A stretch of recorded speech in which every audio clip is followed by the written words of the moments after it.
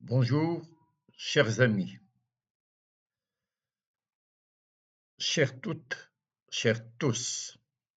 Bienvenue sur cette chaîne consacrée à la mémoire vivante, à la littérature, à la pensée critique, culture, médias, Algérie.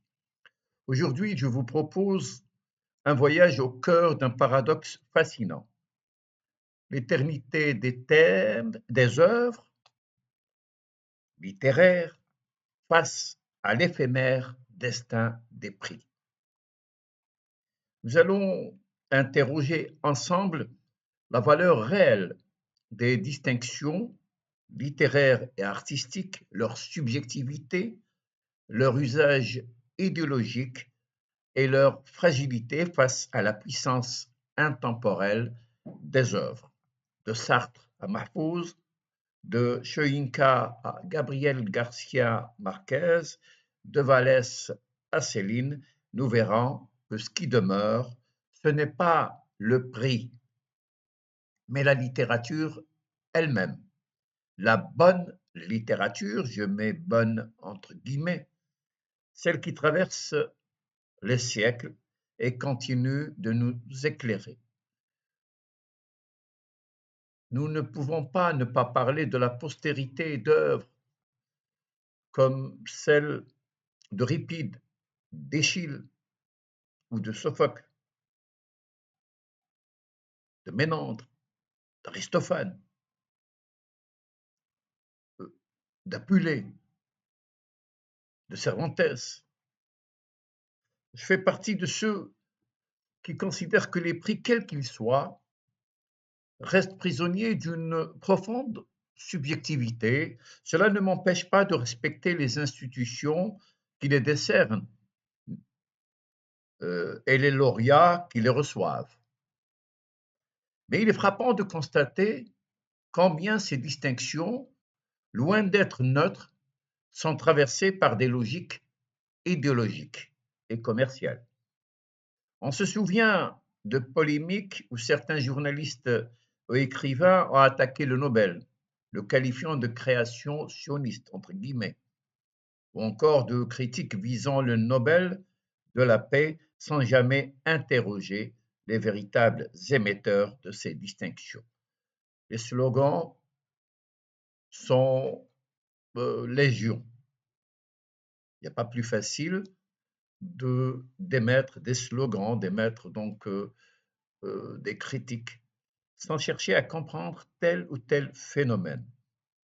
Les prix scientifiques paraissent plus neutres. Scientifiques, je veux parler donc des mathématiques, de la physique, de la chimie, un petit peu tout ce qui touche les sciences dites dures ou fondamentales. Sanctionnant les découvertes techniques, mais ceux de la littérature et de la paix demeurent marqués par des jeux de domination. Dans un monde bouleversé par la décolonisation et l'émergence de nouveaux pôles, les membres de l'Académie suédoise semblent ignorer la reconfiguration politique et idéologique en cours.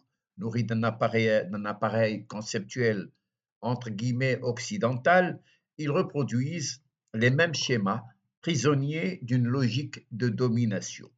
L'Europe reste fascinée par l'ego, son propre ego, enfermé dans un modèle d'hypertrophie du moi, considérant l'autre comme secondaire. Le choix des prix de littérature ou de la paix ne peut être qu'idéologique, reflet d'une lecture subjective nourrie par des siècles de domination. Le mot paix, paix entre guillemets, lui-même est ambivalent.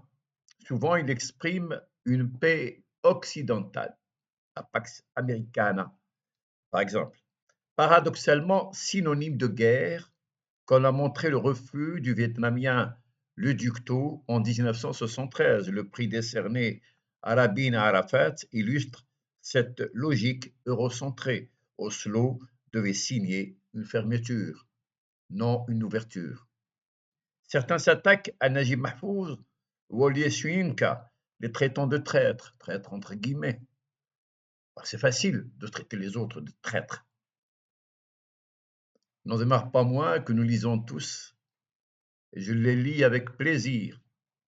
Je lis avec plaisir les textes de Soyinka et de Najib Mahfouz. J'aime bien cette traître, sans jamais parler de littérature. Ces invectives sont nourries par un inconscient impérialiste, une reproduction inconsciente du discours dominant. Pour ma part, j'aime ces traîtres, entre guillemets, ceux qui ont eu, ceux qui ont écrit, ceux qui écrivent, ceux qui ont remporté le Nobel, même si je n'aime pas du tout les prix.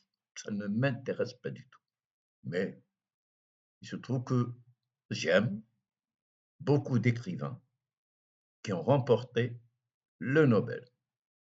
Et je ne vois pas pour quelle raison j'accuserais X ou Y de telle ou telle ignominie, j'allais dire.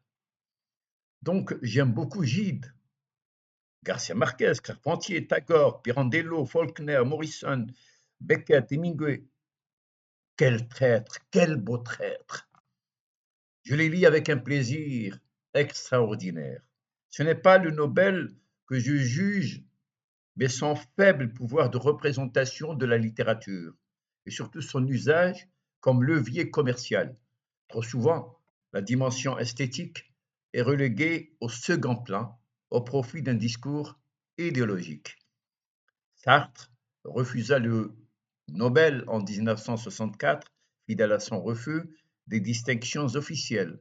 Le Ductau refusa le Nobel de la paix en 1973, rejetant la légitimité d'un prix partagé avec l'ancien secrétaire d'État américain Henry Kissinger. Ces refus sont des gestes politiques, des contestations de l'imaginaire occidental. Les justifications du comité Nobel ont toujours été imprégnées d'arguments idéologiques. L'Occident, entre guillemets, l'Occident est pluriel, demeure prisonnier de ses rapports de domination et du legs impérialiste qui continue de façonner son regard sur le monde. Un prix ne fait pas un écrivain, pas plus qu'un Oscar ne fait un acteur ou un Molière une pièce. Les prix sont des illusions, des exercices de subjectivité. Ils créent un horizon d'attente, entre guillemets encore une fois, pousse le lecteur à aimer ce qu'il est appelé à aimer, produisent un amour sur ordonnance. Les journalistes algériens, souvent simples reproducteurs, glosent sur la possibilité qu'un écrivain autochtone remporte le Nobel ou le Goncourt. Les prix littéraires et artistiques sont traversés donc par des logiques de domination, des pressions éditoriales et des illusions médiatiques. À Paris, trois ou quatre grandes maisons d'édition se partagent souvent les récompenses, transformant les jurys en espaces de magouille et de traficotage. Le livre de Rothman et Amand, Les Intellocrates, paru en 1981, avait déjà dévoilé ces mécanismes aux grandes dames des jurys et des éditeurs. On ne se souvient pas des rares prix attribués à Céline, mais son œuvre reste vivante malgré les exclusions. Voyage au bout de la nuit et Mort à crédit demeurent des chefs-d'œuvre immortels. Ce qui traverse le temps, ce n'est pas la récompense, mais la littérature elle-même. L'Anne d'or d'Apulée est toujours là. Les tragédies de Sophocle, Euripide et Échille, jouées il y a plus de 25 siècles, témoignent de leur vitalité éternelle. Les concours et les prix sont oubliés. La bonne littérature se moque des distinctions. La bonne, je mets bonne entre guillemets. La littérature, on peut aimer ou ne pas aimer tel ou tel roman, tel ou tel texte. Comme les arts d'ailleurs, on peut aimer telle pièce, on peut ne pas, d'autres ne l'aiment pas. Et c'est que chacun finalement, en fonction de sa formation, peut aimer comme il ne peut pas aimer tel ou tel texte ou telle pièce ou tel ou tel film ou tel tableau. Elle traverse les siècles, elle résiste aux illusions. Voilà, nous avons parcouru ensemble ce chemin entre l'illusion des prix et l'éternité des œuvres. Les prix passent, les œuvres demeurent, Ce n'est pas un Nobel, un Goncourt, un Oscar qui fait un écrivain, un acteur ou une pièce. Ce qui reste, c'est la littérature, la création, la mémoire vivante. Merci d'avoir partagé ce moment de réflexion et de mémoire. Si ce récit vous a interpellé, abonnez-vous, commentez et partagez. Ensemble, faisons vivre la pensée critique et la beauté des œuvres. À très bientôt pour un nouveau voyage intellectuel, poétique.